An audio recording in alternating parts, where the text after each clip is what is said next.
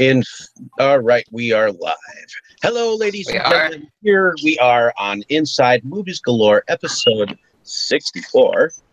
We are going to discuss Roger Corman's 1962 film, The Intruder. So, here in the room, we haven't had AJ here in a while. Why don't you give us a little bit of a lowdown of this film? And was this your first time watching it? It was my first time watching it. And it was interesting seeing William Shatner young. I will say I've seen quite a few of his TV performances, but I thought he was really good in this. I love Roger Corman. And to say that the movie was made for $80,000, I thought it was pretty damn good for $80,000. In terms of if I was to rate the movie out of five stars, I think it would probably be 4 stars for me. I thought it was really good. And it's just interesting watching this movie, and you know the times that it was made. I mean, the civil rights movement was going on, and you got a movie that is pretty. It's pretty much not the norm of what you would see in 1962. I mean, I was shocked that they were cursing that much in the movie. I mean, I really was. I didn't expect them to say bastard and damn and some other bitch. I was like, whoa. I was like, where were the censors at? But I personally think that in terms of racism, it really got it down to a T. I've seen people like that. Okay. I've come across people like that. I mean, and can you tell us a little bit about, since I know that a lot of people don't enjoy talking about, the act of racism. What is racism? What is racism? I think racism is simply when you treat anybody, not black, not white, not Mexican, anybody of any race or any color, when you treat them something other than as a natural human being, and when you don't show them the courtesies and respect of a natural human being, I think it is. I mean, seriously, you don't like a person because of color skin. I think that's a little stupid. I mean, can't judge a book by its cover. Okay. And go ahead, man. You better say something. I was going to go over to another person. Kim, welcome back to the show. Why don't you? Was this your first time seeing this film? No, I didn't see this film. I'm just gonna be honest. Okay. Well, did you want to say something about what you thought that racism was, since we're talking about it? During the time period, or probably during the time period, or whatnot. That being the case, since I know that you didn't watch the film, but I know you know what I mean, right? No, I do know you. As far as like racism during that time period with film and stuff, it was never during. It's kind of hard to say this without coming off as that typical angry black person. I'm just gonna be for real. But it's kind of like how it is today in many ways, where you have with black people don't want to hear about our struggle. They don't want to hear about what we're going through. They think, oh, you're bringing the race thing again. And back then it was even more radical. Okay. To hear about our struggle, to hear about the civil rights movement, what they're going through. And so a lot of people back then, Martin Luther King, Medgar Evers, Malcolm X especially, they were agitators. Okay. So from the perspective of film, it was even more radical because you're reaching more people that way.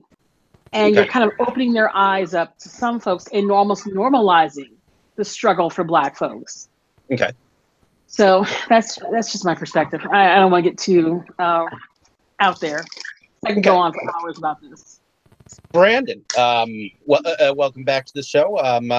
Was this your first time seeing the film? Actually, yeah, it was. I was surprised. I mean, who would have thought that Roger Corman had a really deep story to tell? It's usually about monsters or some such. Though I really did like his Fantastic Four movie. I didn't consider it particularly deep, so I was pleasantly surprised by this. It Okay. it actually did hit home, and that to say, you know, that this was something this provoked emotion, which that to me that's a successful film in my opinion. Okay. And you know, William Shatner, in my opinion, plays an excellent bad guy.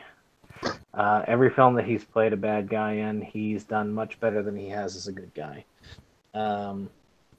Still, though, it hasn't topped my favorite performance as General Motors in Loaded Weapon. Okay. Katie, welcome back to the show. Was this your first time watching the film?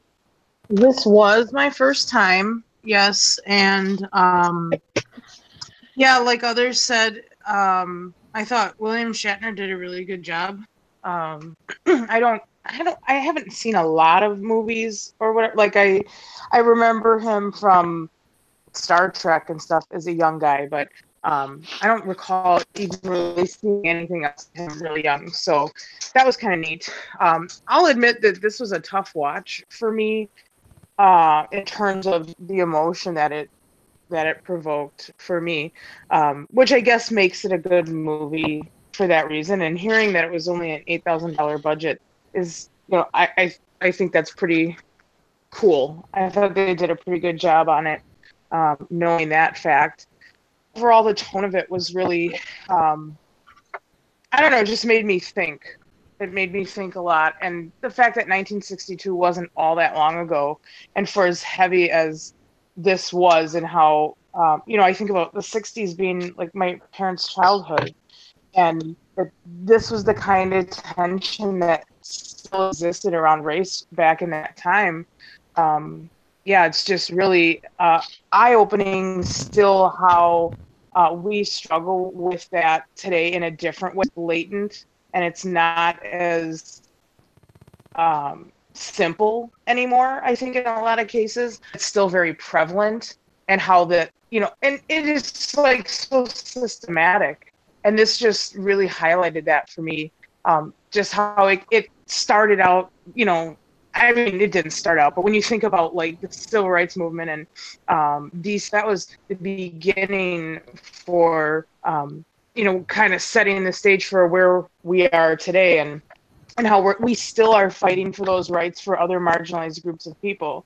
And yeah, it's just an eye opener how we're not that far removed from 1962 either. You know, it was a while back, but we're not that far removed from it. So just a very eye opening film in that regard, and just tough to watch because it brought up emotions for me about, you know, being a member of a marginalized group myself, and how, you know, little progress we've really truly made. So, but I think that was kind of the purpose of the film, which I thought they did a good job of really getting that across.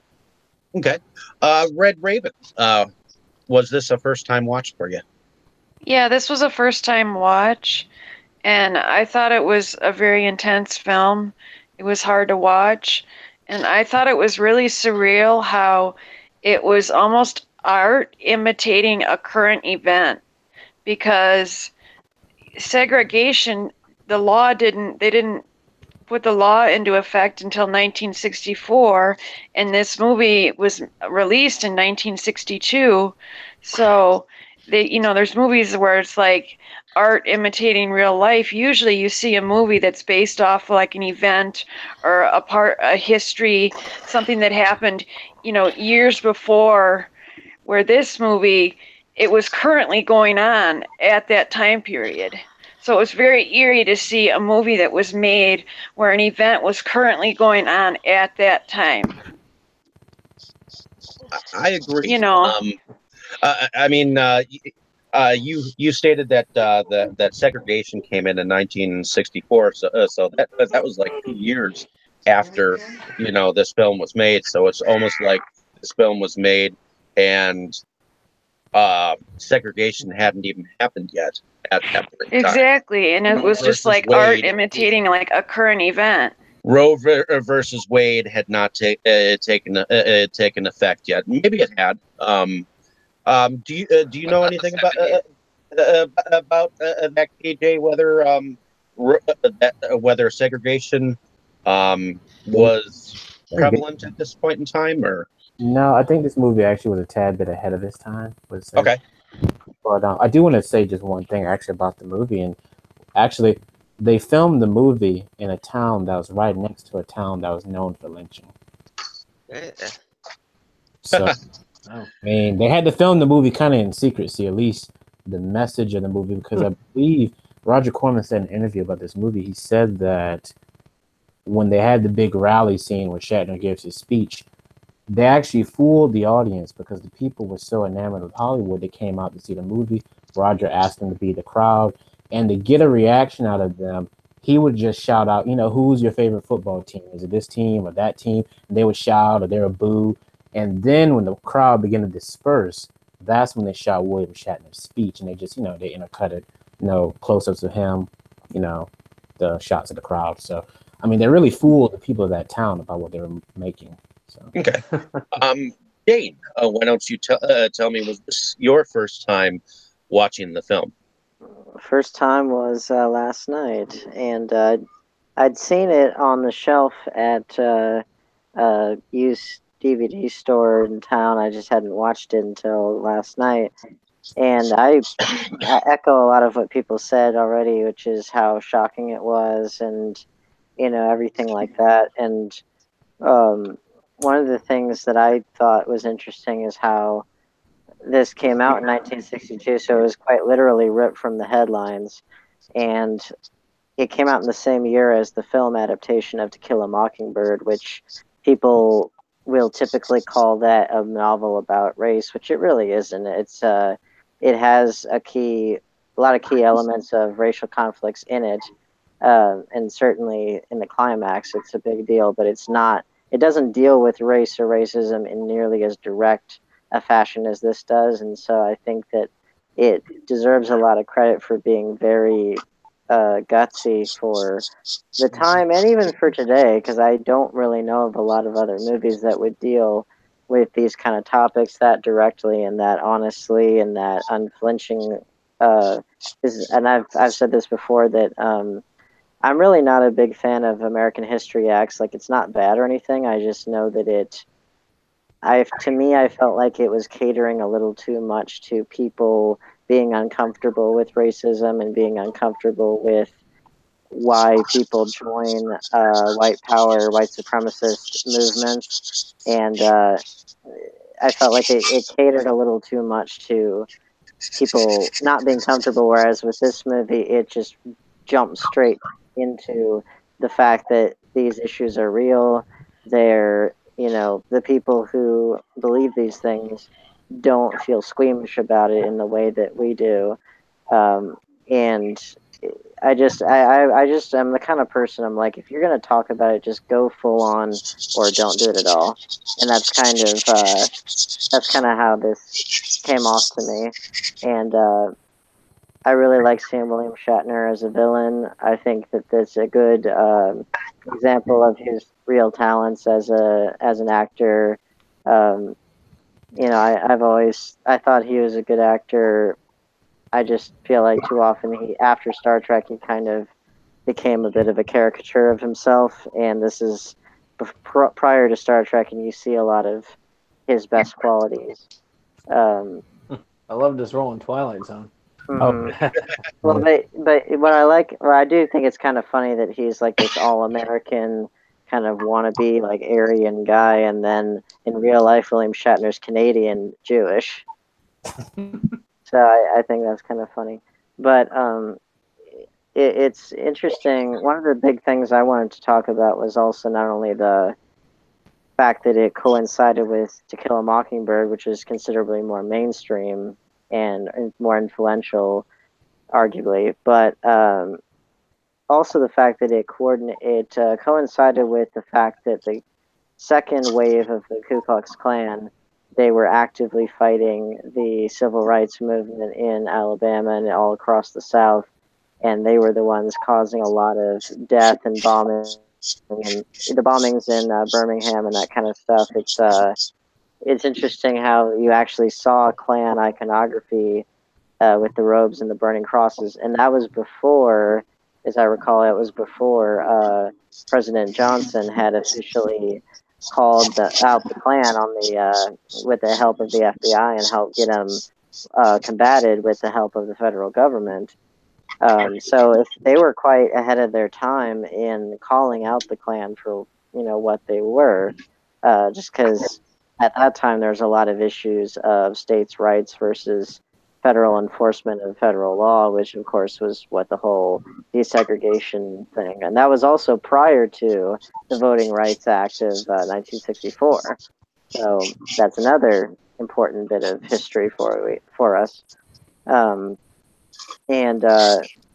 it's important that art take a stand for what's right. Of course, it depends on how it's done. Of course, it can often be preachy or whatever, but I feel like in this case, it did it exactly right, exactly the way I would have done it, which was to just go for the throat, just be brutally honest about what this is, the monstrosity. It's injustice. It's, go big or go home, basically. Dustin, if you could tell us, was this your first time watching the film? Yeah, this was my first time seeing it. We got, excuse me, we got a bit of a late start on it because we fell asleep, failing to study for an exam. So I saw it for the first time today, and I didn't quite know what I was going to see. Sometimes with older movies, I tend to check out a little bit too early, and this was kind of one of those times. It's sort of funny we keep coming back to Shatner. I have seen maybe 5 episodes of the original Star Trek, and I saw his guest appearances when he was on a show called Psych a few years ago, and that's all the William Shatner I had ever seen before this movie. So it was kind of weird seeing him. It's like, oh yeah, there he is. Wow, I barely recognize him at all. He was in that Christmas one we did too, wasn't it? Yeah. Yeah, Christmas Horror Story. He was the DJ. You got to see more. Yeah. You got to see more of his filmography and more of Star Trek, because he's got his moments of camp, but then he's got some truly great bits of acting that he's capable of. Well, I first heard of him in a joke on the Nickelodeon cartoon Rugrats when I was little. Like, the adults are playing charades, and one of the characters is like, "Wow, you do Kirk almost as bad as Shatner," and they just said it on the episode like that. See, I'm actually a fan of Shatner from his early days on Star Trek, and I know that there are Star Wars fans more than there are Star Trek fans, and there are Trekkies that are out there. Well, Star Wars is just empirically better, except for the new ones, of course. I think they're about equal. Well, I wouldn't necessarily say either one. I mean, people love to compare those two things because they are Star blank Wars or Trek, but they are that really is like comparing apples to pork. It's like they're not even remotely the same thing. Empirically better. Fight me. Anyway, but in terms of like this genre of movie, for whatever reason, this particular one didn't quite do it for me. Like, I like the ones I keep wanting to go back to Mississippi Burning, which is one of my favorite movies along these lines, which had a lot more, to me at least, like I felt like a lot more tension and conflict in that movie. I mean, the premise of this movie was, like, Shatner appears in town and essentially just riles people up to indulge in, like, their worst instincts. Not unlike someone who's currently in the White House right now. Yeah. Who is putting, like, a salt shaker or something by their mic? Who've ended up in the White House in general. Can't kill all of them. Yeah, sad. Unfortunately, there's not. This movie, when I first saw it, it reverberated a lot of how it's not just Shatner coming in the town. It's the townspeople. People already have this, attitude against people of color.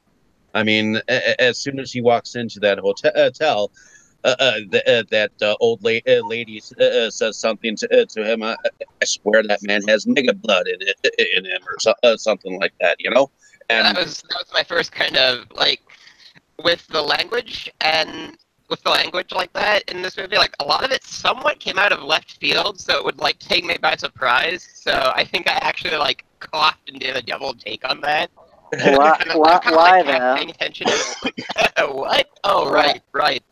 Yeah, well, that was another complaint this is a different movie, but I had a complaint about Oh Brother Where Art Thou, which was also set that was 1930s South, but one of the complaints I had there, and I guess it's because it's a PG-13 movie and it's relatively lighthearted, is that they don't go all the way with the racial slurs in there, and again, it's like if you're going to do justice to the reality of this situation and of this time period, you got to just go for broke. At least that's my philosophy.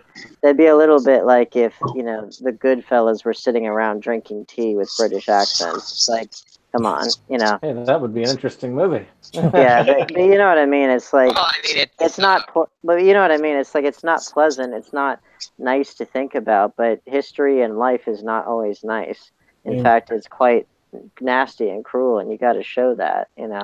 KJ. well, there's a podcast I listen to, and they kind of made some point on that. It's like sometimes I don't think it would have really fit the tone of something like where it's more of an upbeat comedy thing. It's like yeah. Well, I'm just gonna steal another example. It's like if there was like a rape in Spy Kids, like not like a full one, like they stop it, but like an attempted one, and it would just be like, whoa, that got ugly really fast. What's happening?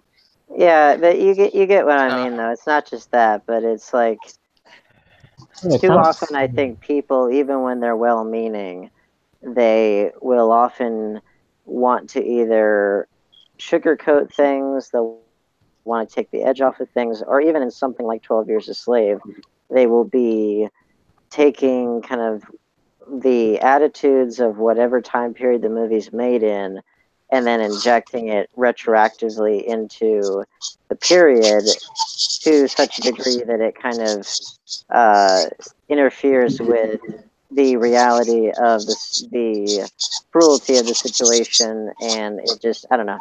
That's a whole other discussion, but I felt like the fact that this movie was made at the time that these things were going on, people's attitudes are very believable, and like one of my favorite things about it was the fact that the guy who ultimately he changes his heart, he loses his eye for it, but he changes his heart.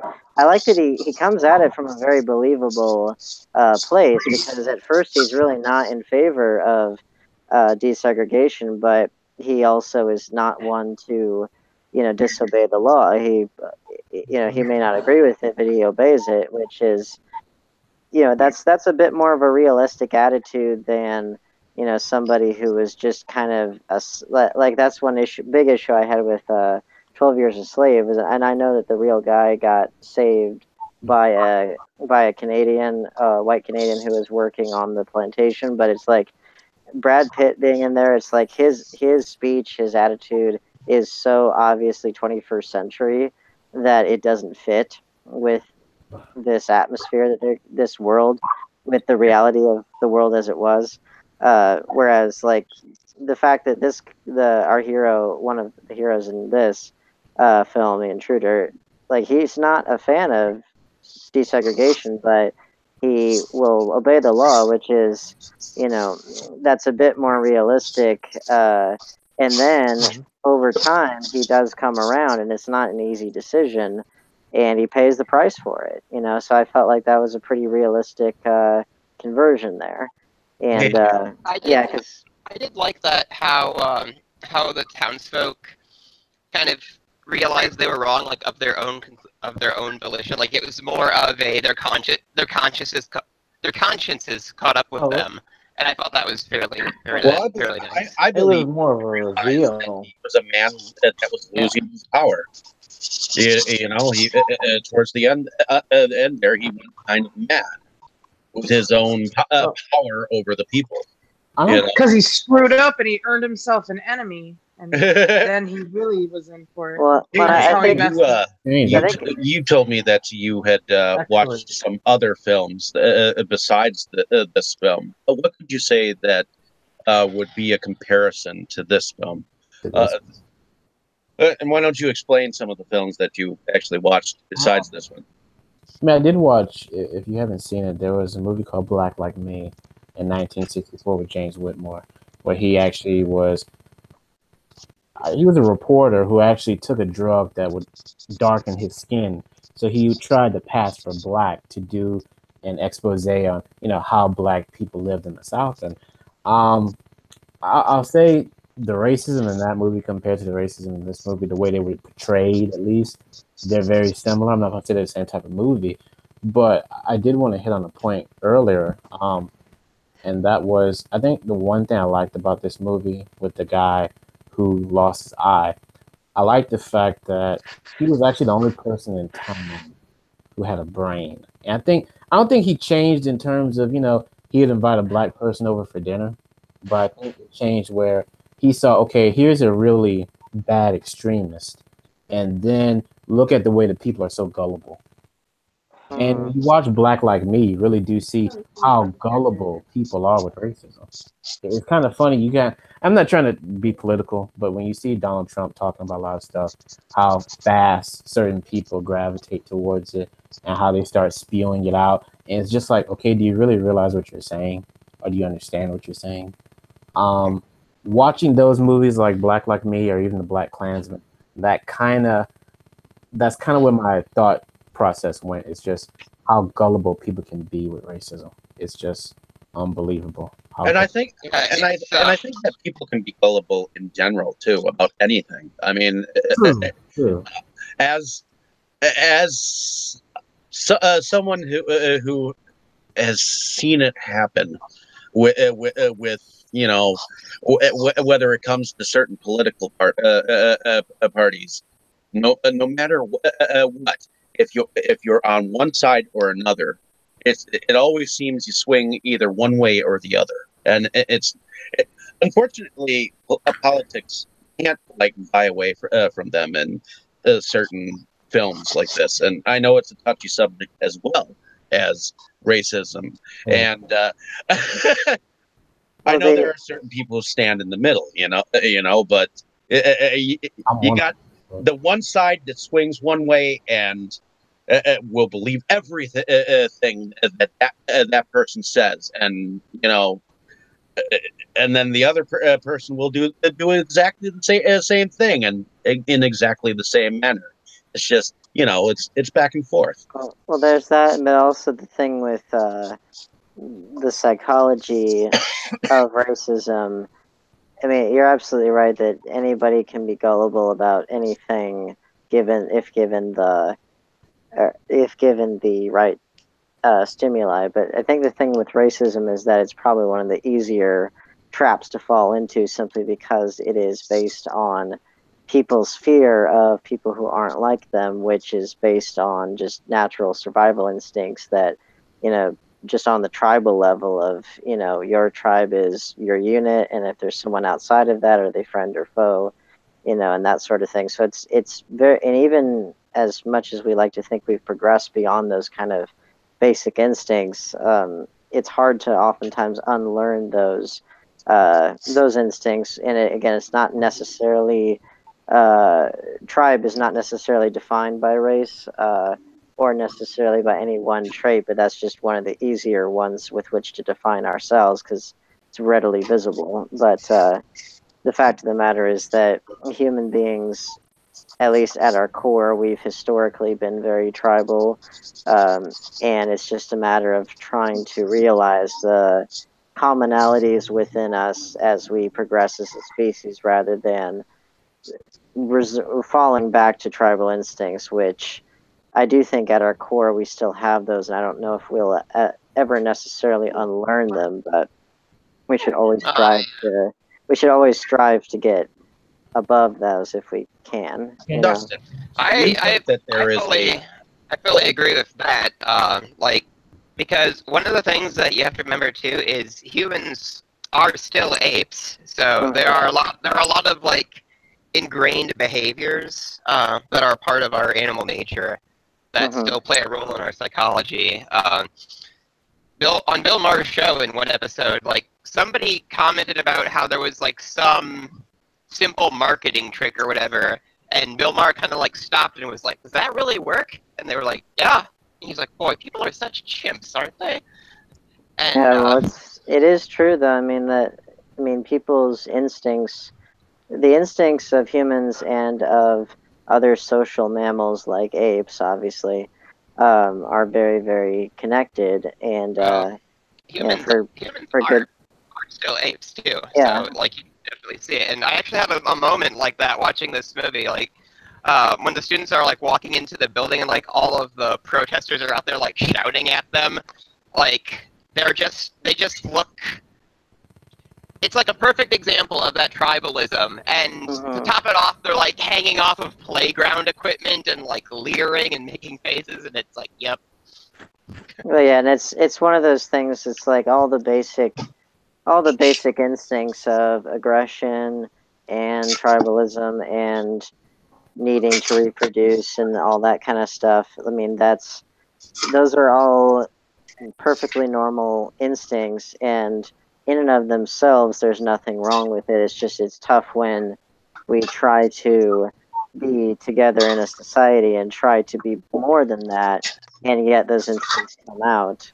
You know, I thought it perfectly showcased how easily people are manipulated, how easily brainwashed our society is, and that's exactly the issue still going on today. That still face marginalized groups as a whole. That's totally what Bill Maher meant. There's another film that I know of that kind of shows how easily brain manipulation can happen, and that is a film called The Wave, which I believe is also in German. It was redone in German later on, but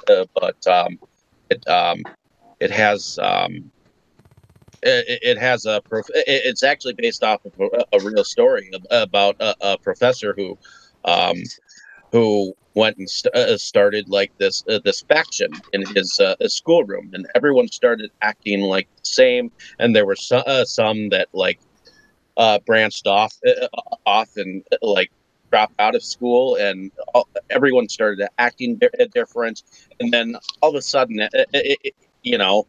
they started treating people like shit and throwing them on the ground, and then he had to sit down and have the whole school sit and watch this whole presentation about who was their leader, and it ended up being Hitler.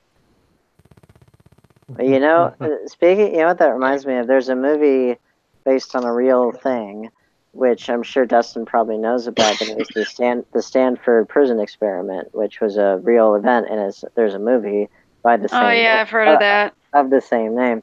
That might not be a bad follow-up with this. It's not race-specific, but it's more just the idea that whenever orders, or in this case, like an opinion or a belief or whatever, whenever it is passed down from authority to people that are willing to follow authority, then people are capable of just truly monstrous things.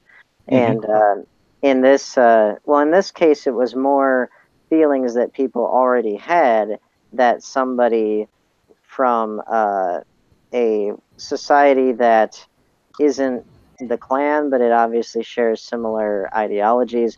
It's some person who's coming into town and inflaming the tensions that are already there. Which, speaking of which, this was actually a little.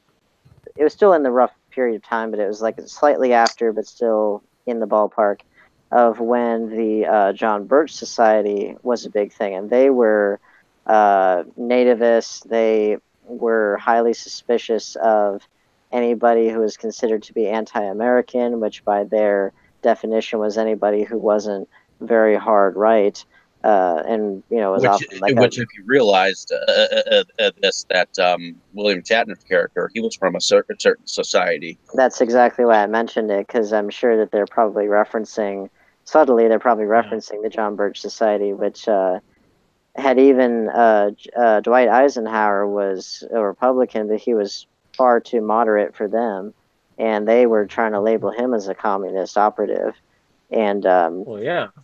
same with like Martin Luther King and everyone in the civil rights movement. They were trying to label them as communist operatives, and it's just it's the classic. It's the birth of all the various movements that would become then intertwined with the evangelical movement in the 70s and 80s, and then it just takes on the various forms, whether it's more explicitly traditionally evangelical with George W. Bush, not really necessarily nationalistic or racist, but you have that, but then it gets intermingled with all these factions that then come out of the woodwork, with Barack Obama having been president for 8 years, and then you have Donald Trump coming in and inflaming the racial tensions that have been present in the country for hundreds of years, and then the marriage of those two things together become what we now know as the alt-right.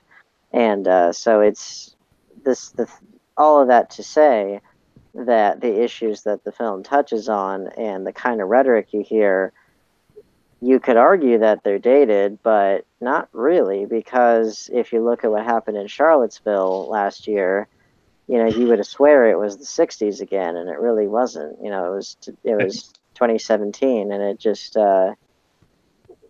shows again how little we've learned, and how I don't think we'll ever fully erase racism or xenophobia more broadly. I don't think we'll ever fully erase those emotions from the human heart, but we as a society should always be striving to do better. And we have to be better than our lowest instincts. And that's kind of, ideally, that is what the president, the office of the presidency, that is ideally what the office is supposed to represent. That the person occupying the office, the American people, can be as flawed as all get out, but that we still have a duty to ourselves and to our fellow man to be better than our worst and lowest instincts. Does anyone And that was probably the message of the film too, wouldn't you say? Mm-hmm. Yeah. Does anyone believe that racism is anyone's fault in particular? No. Actually, I have a belief psychologically from my own experience and from my profession. When it comes to those films, I wanted to make sure I added before we moved on too far. Sure. That one, as you had said, that people are capable of doing pretty much anything, and that was shown to be mostly true by multiple experiments that are, of course, unethical to commit today. But in the birth of psychology, pretty much anything was ethical in the pursuit of science. And of course, most of you might have heard of the experiment where they had hooked somebody up supposedly to electrodes and had encouraged one person to run them through tasks. And if they answered incorrectly, they were supposed to give them electric shocks. And as the experiment went on, they were supposed to give them greater and greater shocks. Meanwhile, the person on the other end wasn't really receiving electric shocks, but was told to act as if they were getting them, eventually collapsing and stopping movement. But the person who was supposed to be giving them was supposed to keep doing it even after they were perceived dead. And a good fraction of those individuals continued to give those shocks even after that person was perceived to be dead. And this this is a scary reality. This was something that happened in the aftermath. And the idea was to show that, yes, these people could create such atrocities even if they are regular people. Now, on the opposite end, I do not believe that many of these people were good in the end. I felt that many of these people, they already had that hatred and evil within them. But in the end, they became embarrassed. They became ashamed when the facade of them doing justice, of them being the right ones, was withdrawn. When the mask was taken away, and they saw themselves as the monsters that they really are, even if briefly, they were able to see how truly evil they were. Well, and they were ashamed. the important thing to remember about any nationalist, any xenophobically motivated group or movement or whatever, is the fact that they're made up of human beings, and there's But not well, and especially like a good example is Nazi Germany. There's obviously the people within the Nazi Party who were, full blown, they full blown subscribers to the Nazi ideology of racial superiority and there being such a thing as an Aryan race and all that kind of stuff at the expense of those who are non-Aryan. And so there were people who were like full-blown adherents to that sort of thing. But then you had like then you had a lot of people who kind of got swept up in the nationalism and the fact that Germany was it was making Germany great again. And also, it's just like any movement in there, you get plenty of people that are hardcore adherents, and then you get people that get swept up in the zeitgeist, and they don't have the they don't have the self-awareness, or they don't have the wherewithal to or the willingness to see things for what they really are, and but there. What? I was going to say that there is some responsibility born. Oh, absolutely. And though some of the people in those crowds, they may have been a part of the crowd just to be a part of the crowd, but there were many, especially the leaders. I mean, especially the leader of that crowd, not William Shatner, but the other guy that I can't remember. You're talking the mayor, correct? Mayor, or the guy who ended up leading the attack on the guy who ended up losing his eye. These are people whose evil was quite plain to see. And to me, they were not people who were just caught up in the crowd. These are people who it was already there.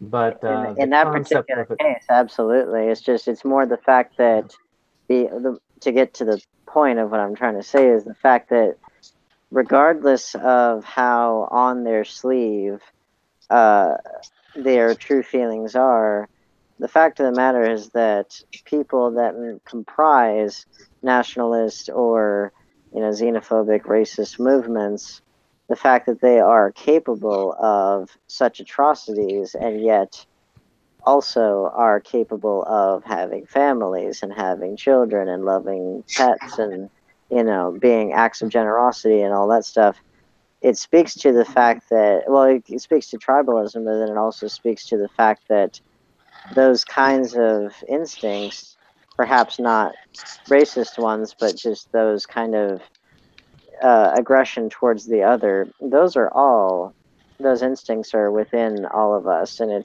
that's why it's a scary thing to think about how we like to put people within those kind of movements. We like to put them off to the side and say that they were just crazy, they were just monsters, they were not like me. Well, guess what? They're exactly like you. You just don't know. Well, and I know that Black Lives Matter has risen up, especially lately, ever since the Arrow Park shooting. And I remember going to a theater premiere for The Conjuring 2, I believe, and I remember the group storming into the theater with guns and guns, standing there in their military uniform, and they were shouting, Okay, but I could see that though I was in the line with both Africans and Americans, that there was some kind of feeling that okay, what the fuck do we do now? You know? But I do want to say something What? about I about definitely don't like the way that like a lot of the rappers portray themselves in like pop culture, like the rap music and the way that they come off in their music and the way they show that in like the music standpoint of it. I don't know if I'm anyone gets where I'm coming from. I You get know how they, I mean, I'm you're more talking about the indifferent. image. I mean, you're talking about the image that they're portraying. yeah, the image that they Yeah. portray, like being, you know, ghetto and being on the streets and dealing drugs and being in gangs, and I agree that with you. Well, that's their portrays like a experience. negative image on, you know, black people. It does, but then again, let me ask you something though. I mean, because I don't think this question has been asked. I mean, when you see a movie or news or anything that matter that show blacks or any race for that matter in a certain light, I mean, do you view that as just an individual, or do you think the whole race acts like that?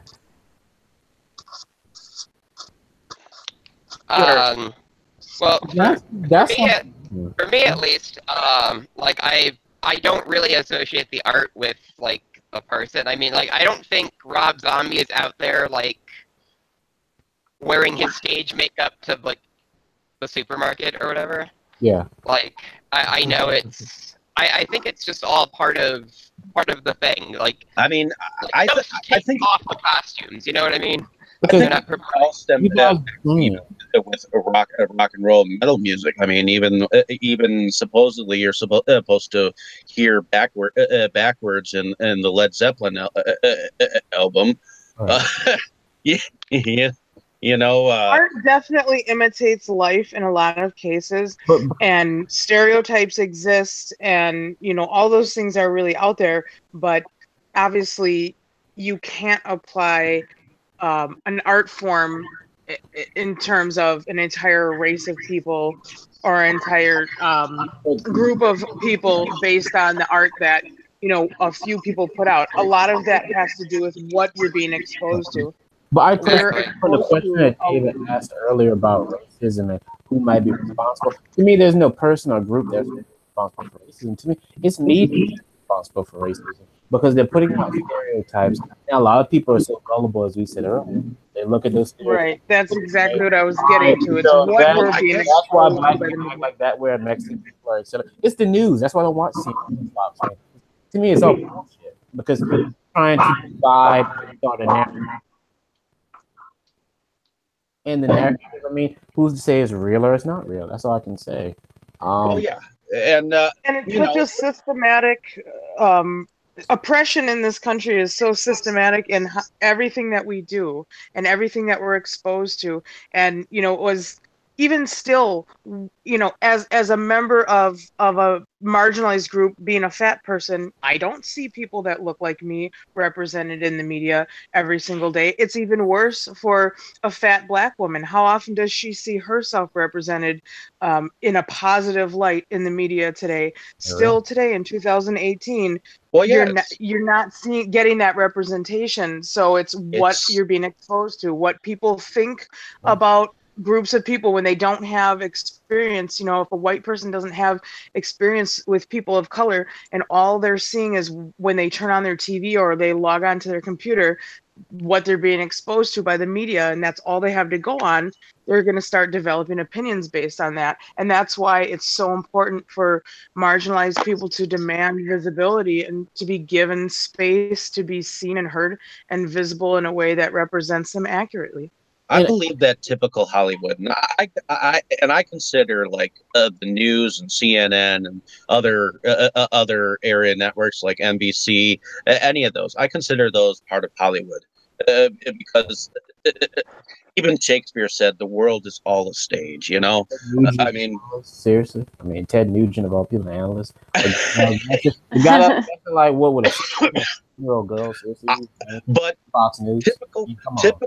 typical Hollywood has this specific image on how they want to portray an actor or an actress or even a woman or a newscaster or a weather person. They're all like physically fit. You know, you don't really. Yes, there's a certain ideal that still I mean, the exists, and only person that I we're see getting away from it slowly.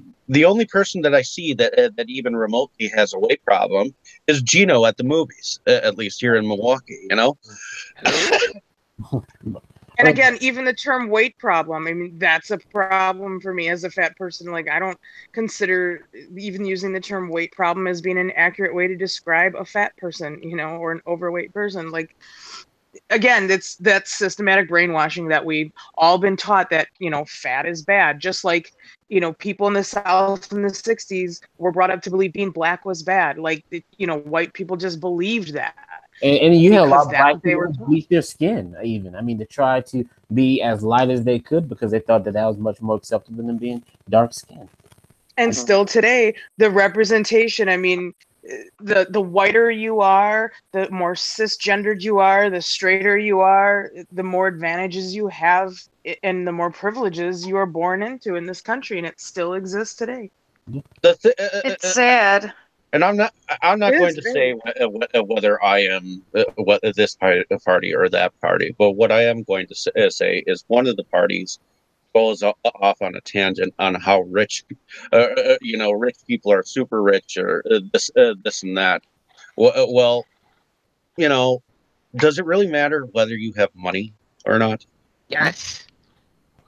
No. Well, classism No. exists as well in this Class is country. something, yeah. Classism is a thing, just like racism is a thing. So, you know, it absolutely affects your privilege. I mean, not that I'm trying to get off on a tangent or anything.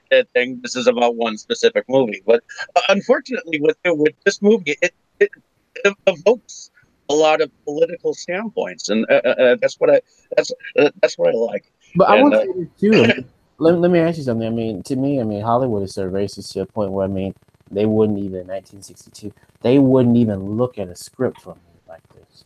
I mean, they wouldn't even pay attention to it. I mean, Corman had to produce this money by himself. Exactly. I mean, And Is it it It was not like lost that even it lost today? money. and actually, Corman even said that 40 years later today, it's actually made the money that, you know, he spent then and plus more. I mean, it's funny because the problems are still the same today, just a different. Mm-hmm. And I think, do you? Does anyone think that racism is still here here because people still are racist, or is it because it keeps getting brought up? People are still racist, and Right. like it needs to be brought up Oh, because yeah. that's the only way it'll ever change. Yeah. So Oh I yeah, mean, people are still definitely. I mean, Well, ignore well, the problem and hope it doesn't go away, and hope it goes away doesn't work. it doesn't. I will reiterate. I don't ever think that it will ever fully go away because if it's not racism specifically, then it'll be some other form of. We'll be fighting either about something. So, well, that's precisely my point. Is that there's always going to be some form of either fear or exclusion or whatever, you know, othering that happens. does So anyone here just have don't a think that's gonna possible change. solution for Racism? correct? There is no. There I'm not going to reveal it now, otherwise the Pulitzer Prize committee won't give me my prize. I don't really think that there is any way that you can change. So I would you say don't think that there is gradual a social full change. solution to racism? No, I mean, unless you want to. I mean, unless you want to commit genocide and start, you know, the world all over again. No. I don't I think would there's a say cure for racism on a large scale, but I think as individuals we have a responsibility to check our privilege and to educate ourselves about it and to understand, especially as a white person, you have racism embedded in you because of how you've been brainwashed by the media and by your parents and the people that came before you and the attitudes that or even exist. treated by another race because it's deep within every, I believe, pigmentation of skin. And You know, say this. I mean, even if we were to cure the problem of black, white, or color, I mean, you still would have. I mean, you still have people walk down the street and say, "Oh, well, look, there's the fat person, or there's the skinny person, Mhm. or this person. Well, and look no further than the Rwandan genocide, because there you had, one ethnic group of Rwandans killing and oppressing another ethnic group of Rwandans. And that was just race against race. I mean, Well, and people are fighting against each other. that's exactly my point. Is that the average American goes, "Oh, they're both black. I don't see the difference." Well, guess what? They obviously do. So if it's not like vast differences between white and black or whatever, I want to give then they're gonna subdivide, and we even had it in America with Irish and Italians. Were not liked in the 1800s and that sort of thing. And in terms of just objective skin color, the Irish tend to be pretty light, but that didn't matter. And it's just you can just subdivide all day long, and it.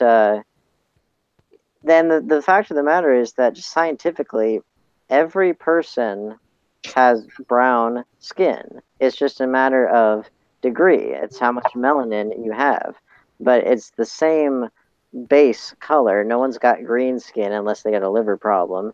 Nobody's got blue skin. It's like it's the same base color. It's just how much of the melanin, how much of the pigment you have. Well, in any case, did anyone else have anything else to add about the film? Well, I do. I would say it's the thing that I think is important to realize is that just a couple unanswered things is that I think it's every single race on Earth is perfectly capable and is to various degrees racist against any other race, or racist against any particular nationality that might fall within the broader category of their same race, by any standard definition. So I don't think it comes from any one specific place, and as far as do you have to have money or not have money to be racist? No. I think that people without a lot of money or people with a lot of money are just as capable of being racist as those that don't. I don't think, because you can see plenty of examples of people who live in rural areas who are racist versus plenty of people who have a lot of money who are racist. It's just or subtly harbor racist attitudes. It's just, to me, I don't think that that's necessarily a good predictor, because I've seen it all up and down the socioeconomic ladder. But as far as I personally have never liked the phrase "check your privilege," just because it's very buzzwordy and very it's been repeated so many times that it just kind of loses its meaning to me. But the sentiment it makes it harder to take the concept seriously for some people. But that's the thing, like the sentiment behind. Well, how else would you phrase checking your privilege? I hate that phrase, but it's more just like the fact that maybe because you have a lot of privilege, maybe that's why you don't like it. I'll say take a look in the mirror. I mean, really. So that's a better one, I think, because it sounds so like whenever I hear that phrase, I don't know, that could be spun a million different ways, and it's like I don't really think so. I think it's pretty cut and dry in terms of looking at how you're privileged in our society versus someone else who isn't, and giving that person the space that they need to be able to, when you're a privileged person, you automatically are taking up space that someone else doesn't get to have.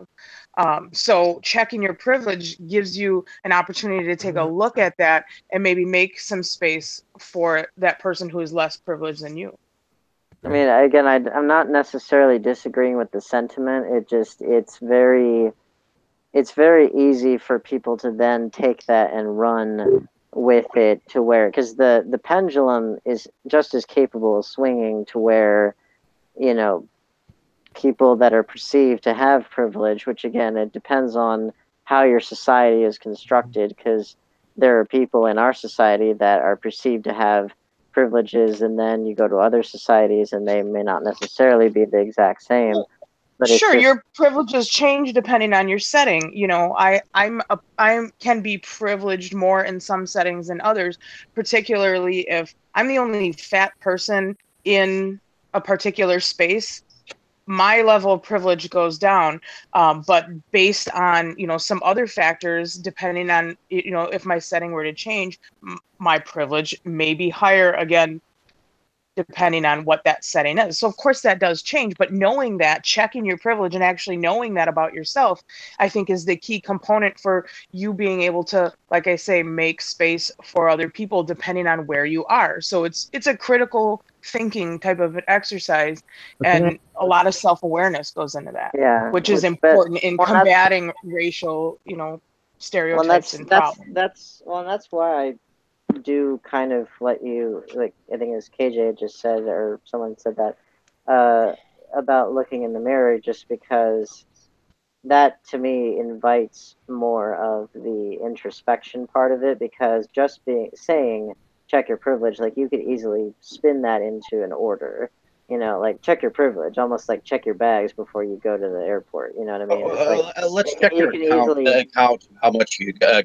in your yeah, well, savings before we the point is, like, check you through this door into that our could airplane.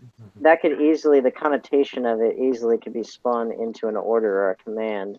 I mean, I guess you could say that, you could easily say the same thing, I guess, about take a look in the mirror, but it just, Yeah, I mean, it's and I however tend you to want to be, take it at the end of the day. and It's I how and you I want to te- take it. and I tend to be a very introspective person anyway, and I know not a lot of people are. What if a black If person is telling you to check your privilege in a particular situation? What they're saying to you is that you check your privilege. Like, you may not realize how you're privileged in Yeah. this situation, Because I would and say this. check it. Why do Take Yeah. a look. we look at? Well, let me ask you something though, because I don't think we've touched on this either. And that is, why do we call blacks, Hispanics, Asians, Irish, Italians, or any of them? Why do we call them minorities? Why is that word even still used in 2018? I believe that a minority is, and I'm not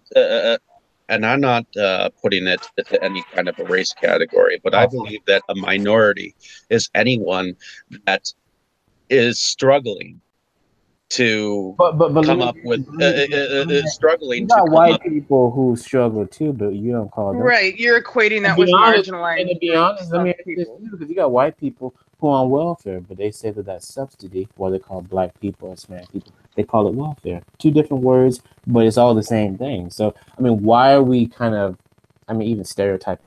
Not called a minority. You're not. I don't care what anyone says, because to me, that's a very negative word. You're called a Yeah. minority. Well, that, and That's it's like, basically minimalizing anything you do, no matter how far in life. well, and it's also like a minority in what situation, in what context, because you could, if you're of a particular race and you're in a group of people of a different race, no matter what your socioeconomic status or whatever, it's like you're automatically the minority just in that group, just because of the numbers, but it's just, I think the term is outdated in general. it I prefer people of color. I think that's a better term than minority. I don't even like that. I don't like that term, people I of mean, why color. can't you just say people? People of color like the term people of color. So But I Katie, think it's okay. Katie, let me ask you something though. Let I me ask know you. because Do I you work want to with. be? Can I ask you something? Do you want to be known as the white person in the group, or do you want to just be known as a person named Katie in the group? Yeah, that's exactly what I was saying. Right. With But I people. mean, look, That's we have to talk about people in a way that we can identify what they are. I mean, at but the end of that's the the day, are we problem all when you people? relate to Absolutely. them. But when we're But talking about it in context, we have to have terms to refer to Katie, people, but you Katie, know? we're talking about people. Like, let me ask you something. I mean, why do we have to say, okay, there's 5 people in the room. There's a black person, a Jewish person, an Italian person, a white person. One's fat, one's skinny, one's chubby, and one's in between.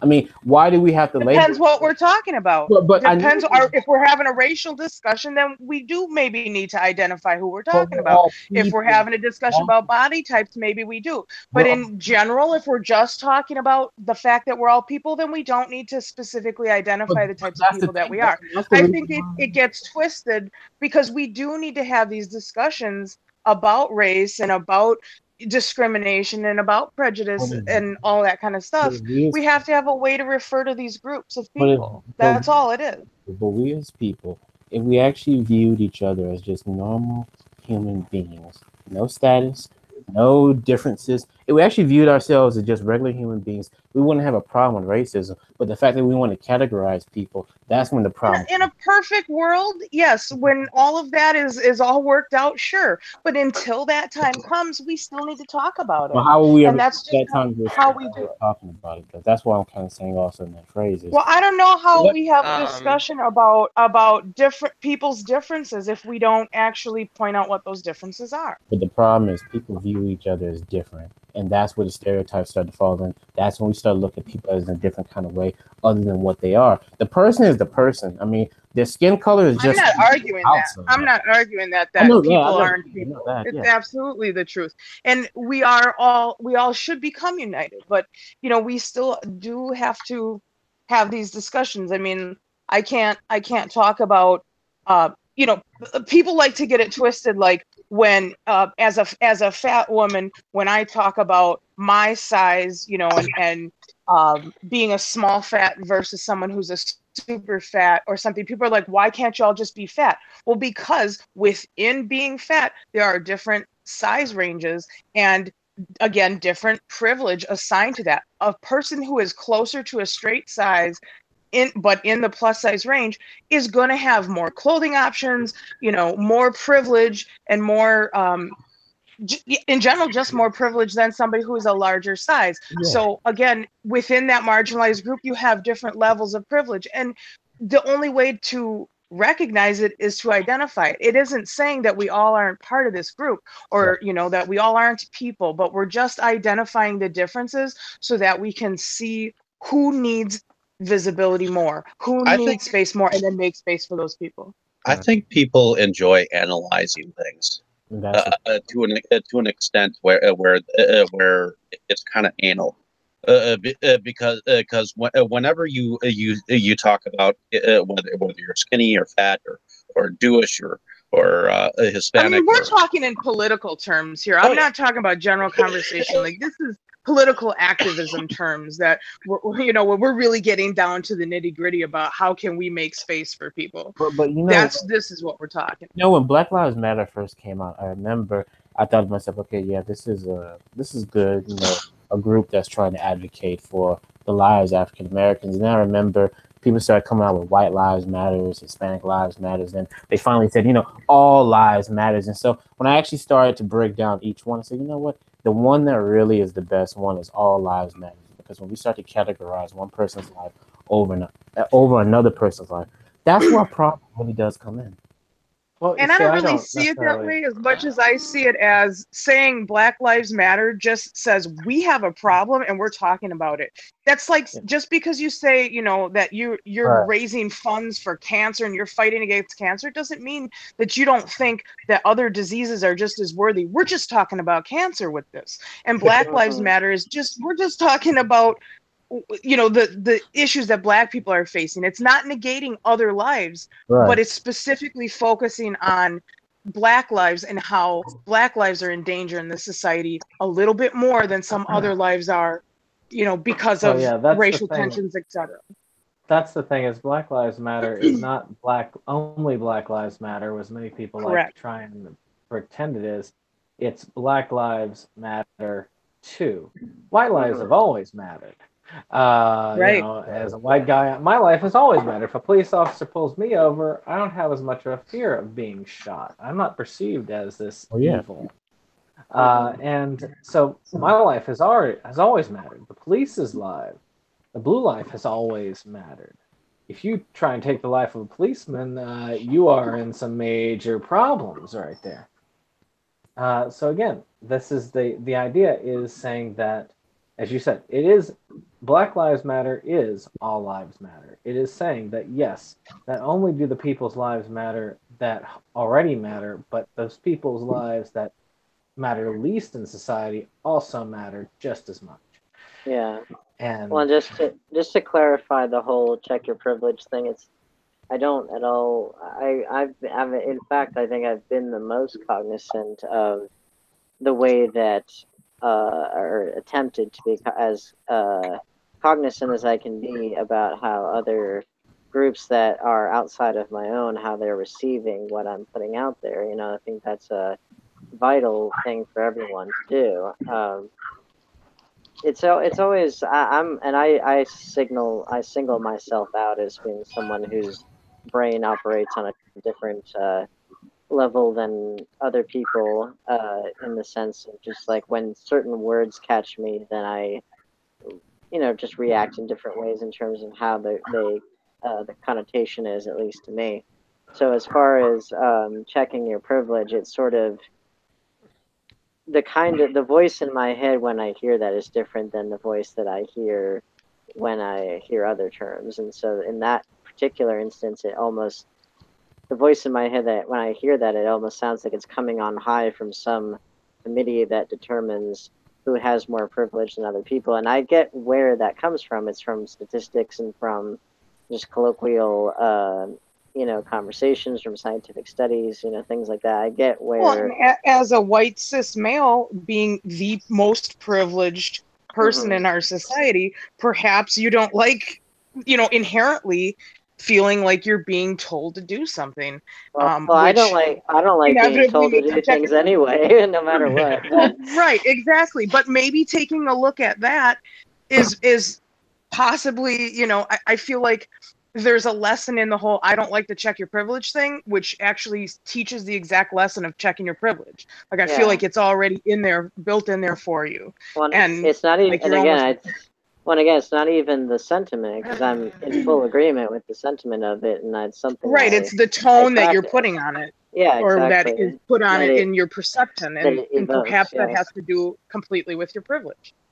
Is what I'm saying. It's possible, for sure. I'm not denying it. It's just more the fact that it's important to, and I'm this way about all kinds of stuff, that like the connotation of phrases and words and what kind of emotions they evoke to different people, they obviously carry a lot of weight, and so. And I agree with that. And before I lose it, I will just say that I think the whole check your privilege thing maybe needs that kind of a punch behind it. I mean, possibly. Especially if somebody who's less privileged than you is telling you to check it. Like, they need to be able to pack that kind of a punch in their statement, because they're maybe not as heard by you as they need to be. I mean, it's quite possible that it needs that kind of punch, and I'm a fan of language that has impact. So, I mean, in that instance, it could very well need that kind of punch. It's and just as far as not liking to be told what to do, I don't like to be told what to do anyway, no matter who it is or what the situation is. So I would throw that in there. But so there's that one, and then the people of color, which is an interesting one because, as I've said before, every single person has the same base color. It's just how much of it do you have, and it's just more of an interesting thing that, again, this is how my brain works, but I'm like, well, white is, in terms of light, it's it's different versus light versus paint, but it's like it's either the white or black, depending on which color system you use. It's either the absence of color or it's all the colors together. And so, but again, Caucasian, right? Yeah, but again, it's like there's still colors. White and black still count as colors, and so. And I think you're getting a lot more scientific than what is meant by the term "people of color." I think it's just a nice way to include everyone, who is not considered white. It's just like it's not okay to go up to an African American and say "you people." That's. Or especially like the interesting, and I'm not disagreeing at all with what Katie's saying, because I'm just trying to provide a little window into how my sick little brain works, which is a very scary place to be, I realize.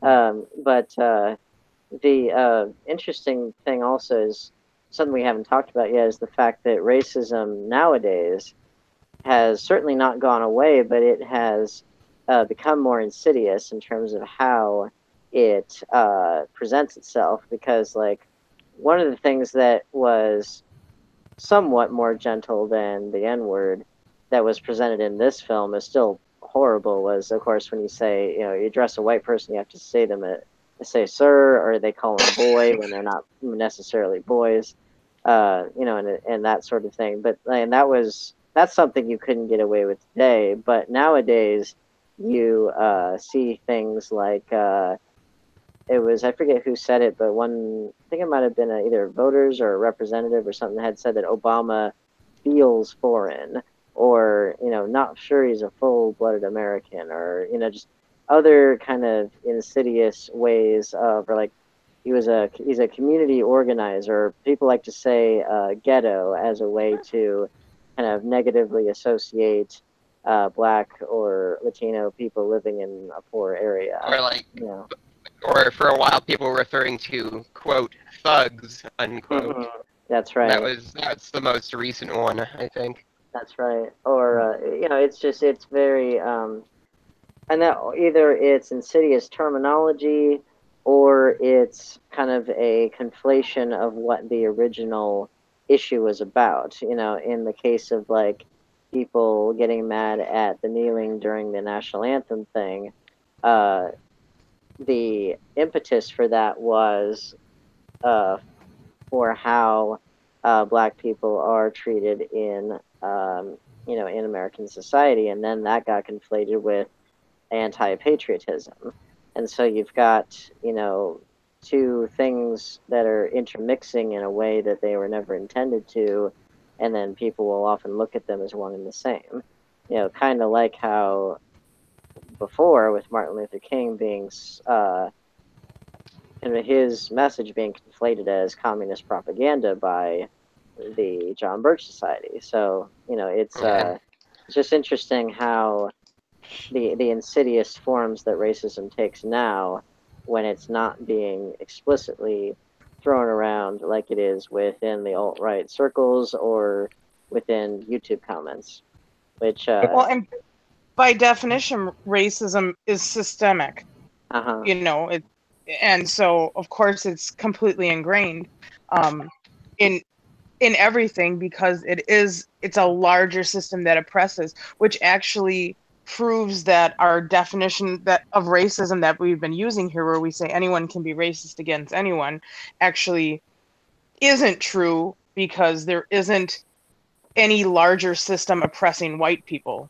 So not in our society, but if you had, you could you're a minority if you're white in a non-white country. If you were like in a Muslim country, or if you were in a predominantly Asian country or whatever, you would be in a minority. Would you be oppressed? Well, that depends on how the government is constructed, or whatever. And speaking in terms of what we're dealing with here, America, or even with 1960s America, as in the film, there's prejudice, and then there's racism, and I think racism is that bigger system in place that white people are not subject to. That again comes down to how we're defining the terms, because you can call it prejudice versus racism. Right, but the ism in racism, the suffix used denotes a system. Here's a question. This got wildly philosophical. Here's a question. Would you say that there is more prejudice in this film than there is racism? No racism. There's plenty of racism. Well, again, that depends on how you're defining the terms, because I've heard prejudice versus racism. Racism in that case meaning systemic and institutional, or like I've heard of, the one I was using was racism meaning just othering and because of race, and then systemic racism is that, it's just that, it's within society, it's within law, it's within the structures of, and because who's writing the laws and the definitions? A bunch of white people, right? So but I think again, that's how ingrained the system is. Racism is the power. Prejudice is more, I don't like you, I'm not going to associate with you. But it doesn't mean I'm gonna kick your ass like they do in some of these movies. Racism. Well, prejudice can take on many different forms. I mean, it can be as benign or as terrible as you want it to be. Prejudice is just the distaste for another.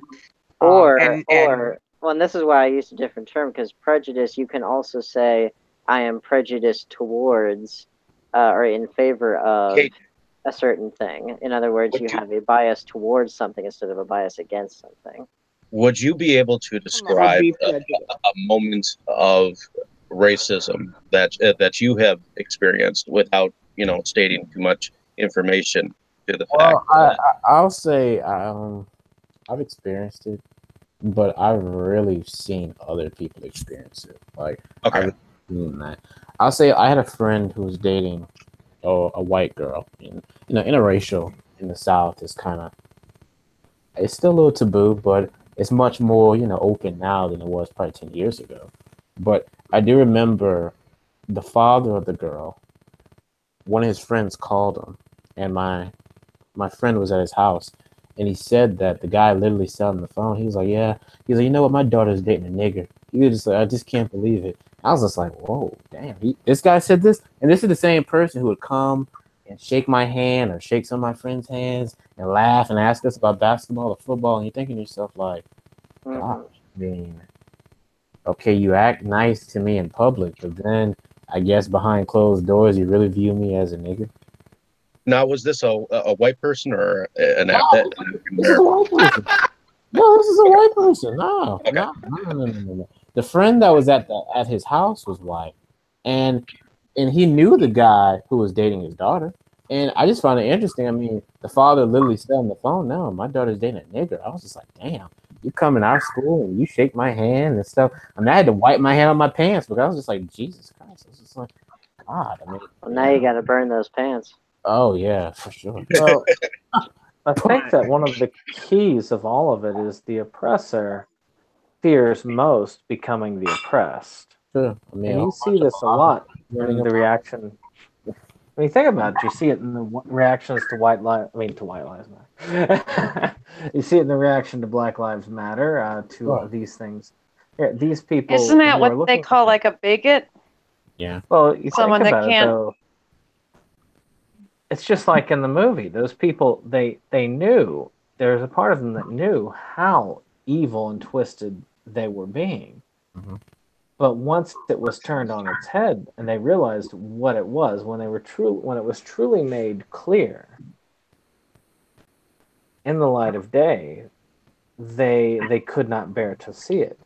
And in this case as well, I think that it's that just genuine fear that we have oppressed to this point that if we even give a little bit, we fear that vengeance. That's a.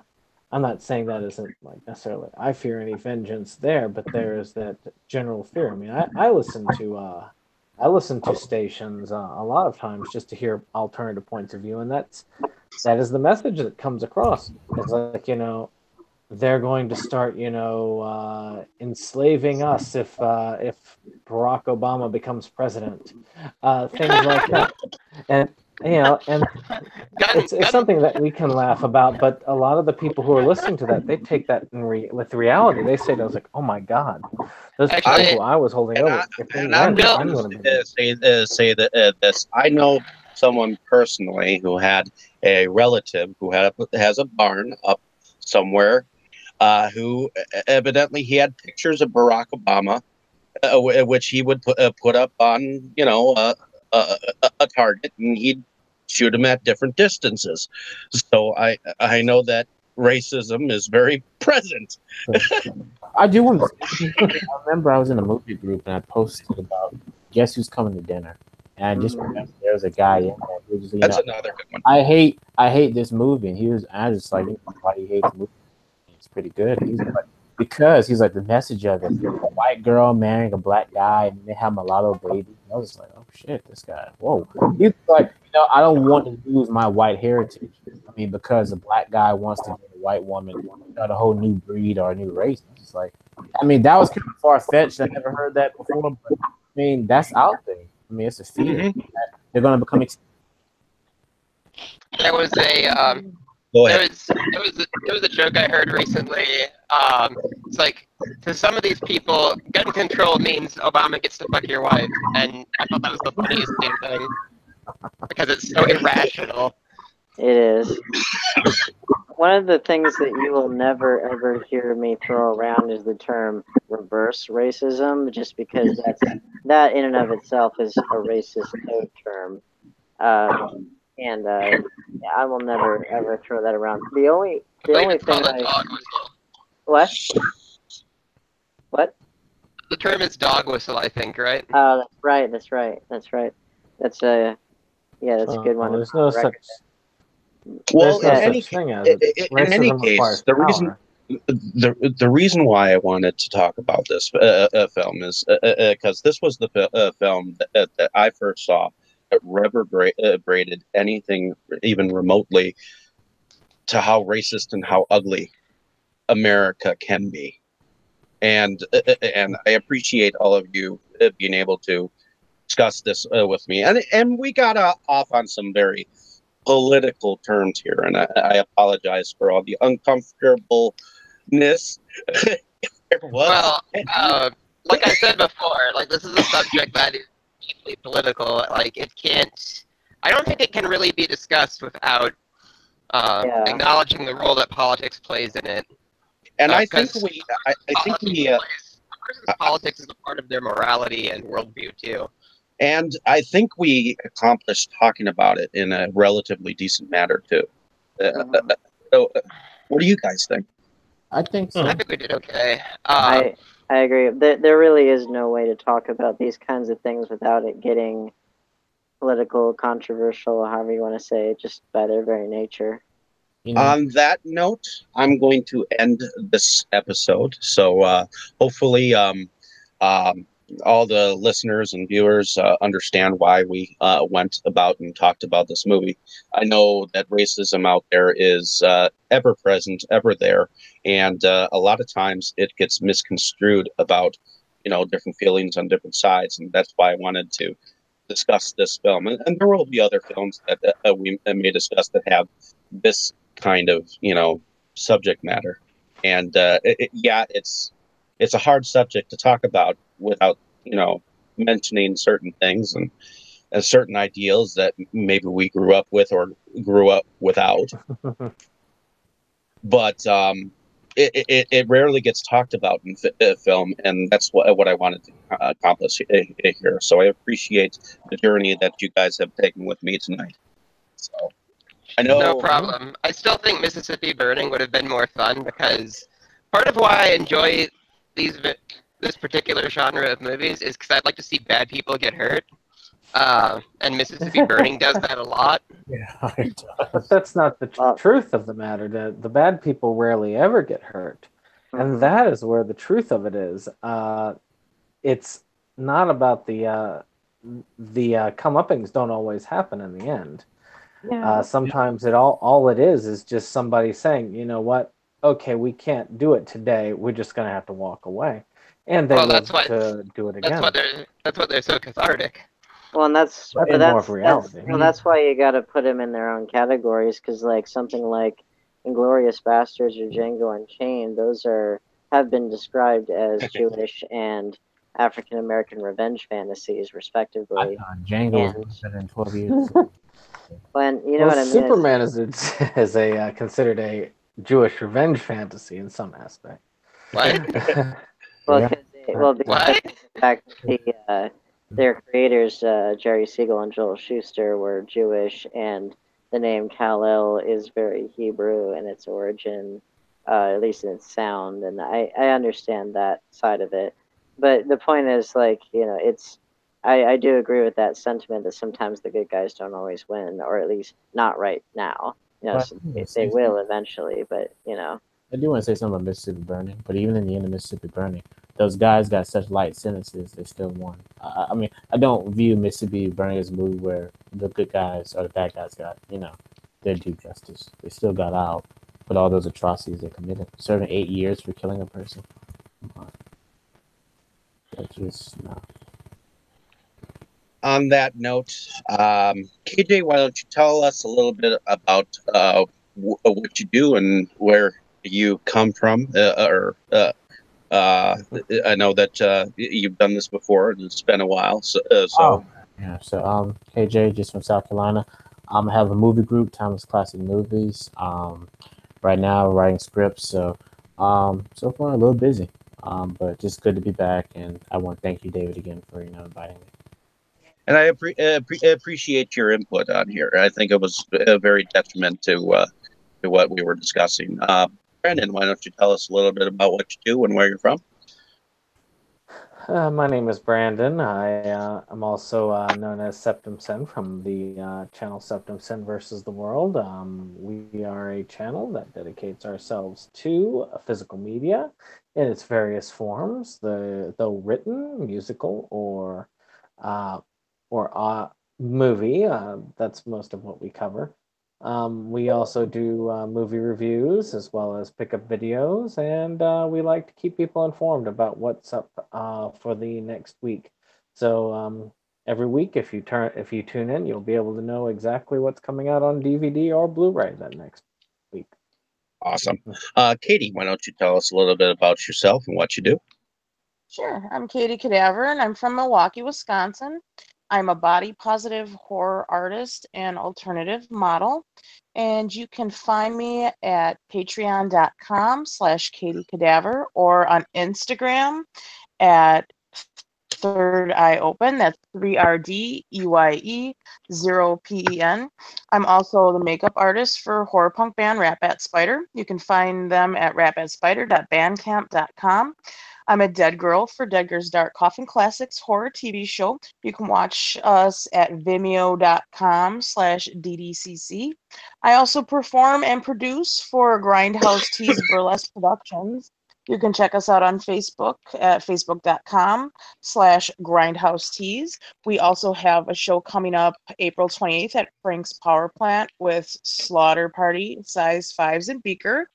And if you are at C2E2 this Saturday, I will be hanging out with Lloyd Kaufman and the fine folks at Troma. So come down and say hi. Cool. Red Raven, why don't you tell us a little bit about what you do and where you're from? I'm Red Raven, and I'm from Lake Geneva, Wisconsin, and I book shows in the Milwaukee area. And I'm also a dead girl on Dead Girl's Dark Coffin Classics. Awesome. Dane, why don't you tell us a little bit about what you do and where you're from?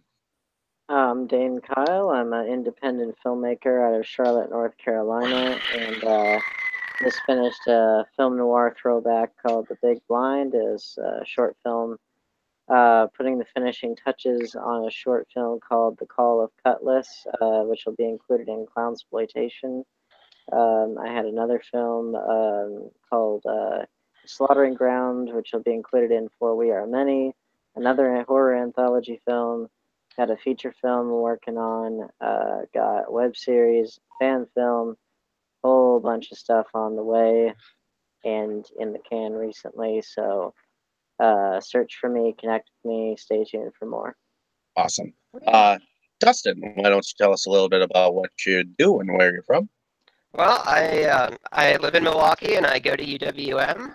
I collect horror, basically anything, and I try to show my stuff off on Instagram at DHRHunter, all one word.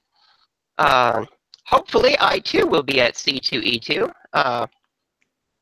So we'll have to iron some details out, but that would be awesome if we can make it. And I think that's more or less it for me, aside from I'm learning I suck at remote sensing.